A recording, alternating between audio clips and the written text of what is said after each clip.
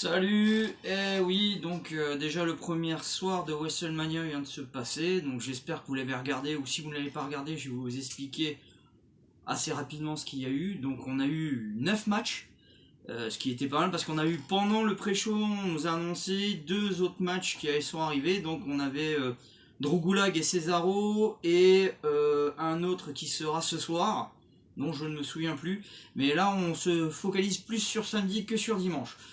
Donc samedi, déjà on a eu Stephanie McMahon qui nous a fait un speech pour nous dire qu'ils essayaient de faire quelque chose pour que le divertissement sportif continue. On leur remercie parce que catcher comme ils ont catché à huis clos et a donné sur certains matchs une envie de continuer, c'était énorme. Donc d'abord un grand bravo à tous les catcheurs et à toutes les personnes qui ont suivi et qui se sont donné du mal à pouvoir nous présenter un show relativement correct. Donc on a eu un pré-show, donc un pré-show où il y a eu Cesaro et Drew Gulak en match, et ça a été une victoire de Cesaro en 4 minutes 25. Je vous avoue, le match m'a pas plus intéressé que ça. Ensuite on a eu donc le WrestleMania qui a commencé avec donc Alexa Bliss et Nikki Cross contre les Kabuki Warriors pour les ceintures féminines par équipe. Match très long, qui aurait pu être allé on va dire en 5, 10 minutes grand max, aurait pu être terminé, voire même 9. Donc victoire d'Alexa Bliss avec son finish him. Et le match a duré 15 minutes 05. Asuka et Kairi Sane qui ont fait des tonnes et des tonnes. À vouloir parler japonais, tout ça, à crier dans tous les sens. C'était assourdissant et on se comprend que on voit la différence qu'il y a entre un match où il y a du public et un match où il n'y a pas de public. Pour moi, je lui mettrais une tentacule au niveau de l'intensité du match. Oui, donc à partir de maintenant, quand je mettrai un nombre de tentacules exact à l'envie du match et à ce que ça m'a apporté. Donc pour celui-là, je mettrai une tentacule et pour Cesaro Drew Gulak, une demi-tentacule. Ensuite, on va passer par Elias contre Baron Corbin, match qui n'avait aucun intérêt, qui aurait pu finir en 3-4 minutes grand maximum. Donc victoire d'Elias qui a battu Baron Corbin à toute surprise. Donc bon, pour l'instant voilà, un match qui était sans intérêt. Ensuite on va au match pour la ceinture féminine de Raw qui a duré 8 minutes 30. Donc Becky Lynch contre Shayna Baszler. Donc victoire de Becky Lynch, mais après par une une énorme erreur de Shayna Baszler qui était en train de faire une soumission sur Becky Lynch, et elle s'est fait retourner et bam, compte de 3 pour Becky Lynch. Donc elle était à deux doigts de perdre son titre. Bon, un match intéressant, donc je mettrais deux tentacules sur ce match là. Par contre Elias Corbin, une demi-tentacule aussi, parce que aucun intérêt le match. Ensuite on a le match de Sami Zayn qui était accompagné donc par ses deux amis, donc Nakamura et Cesaro, et Daniel Bryan était accompagné par Drew Gulak. Donc le match pour la ceinture intercontinentale, match en 9 minutes 20 à peu près. Match très très intéressant au niveau du comportement. Bon, bien entendu, Nakamura et Cesaro qui se sont mis en travers, patati patata. Daniel Bryan qui fait un topé suicidade sur Nakamura et Cesaro. Bon, victoire de Sami Zayn, donc je suis content parce qu'il garde son titre et ça nous a permis vraiment de pouvoir qu'il continue un peu à pusher cette ceinture. Donc pour moi c'est un match qui vaut une tentacule et demie, pas plus. Ensuite on est arrivé au match donc par équipe. Match très très compliqué parce que à SmackDown, donc ils nous ont annoncé que le match, donc nous la rediffusion qu'on avait en France, donc le match était donc que à la base il ne devait pas y avoir les New Day, mais non il y a les New Day. Donc on se retrouve à un match donc avec Jim Morrison qui représente donc l'équipe Jim Morrison The Miz dans les tenants du titre, Kofi Kingston pour les New Day et Jimmy Uso pour les Usos. Donc le match continue, très intéressant, très long, parce que 18 minutes 30 pour un match comme ça, honnêtement en 10-11 minutes ça aurait été plus simple. Des passes énormes, Jim Morrison qui passe sur la troisième corde, qui fait un saut. Le finishing est énorme, les trois chacun sur une barre. Donc Jimmy Uso décroche les ceintures, mais comme les trois tenaient, il n'y avait pas encore de vainqueur. Et là, ils mettent les deux, Kofi Kingston et Jimmy Uso mettent un grand coup de poing dans Jim Morrison, mais Jim Morrison a réussi à décrocher les ceintures et Donc Jim Morrison a gagné ce match ils ont gardé leur ceinture.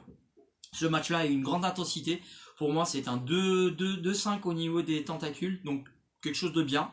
Ensuite, là, c'est là où on va arriver vraiment sur les choses du sujet très intéressantes.